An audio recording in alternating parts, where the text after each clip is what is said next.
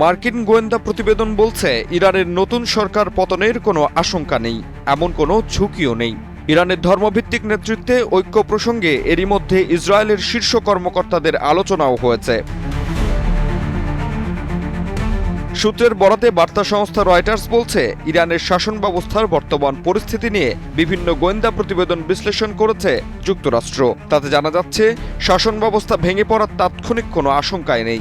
এখনও জনগণের উপর নিয়ন্ত্রণ ধরে রেখেছে ইরানি সরকার।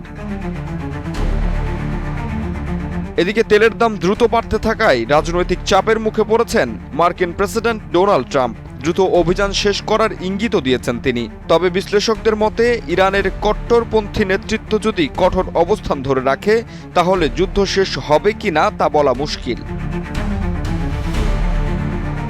রয়টার্স বলছে, এসব গোয়েন্দা প্রতিবেদন নিয়ে মন্তব্য করতে অস্বীকৃতি জানিয়েছে যুক্তরাষ্ট্রের কেন্দ্রীয় গোয়েন্দা সংস্থা। তাৎক্ষণিক কোনো প্রতিক্রিয়া জানায়নি হোয়াইট হাউসও। জাহিদ হাসান সাব্বির, বাংলা নিউজ 24।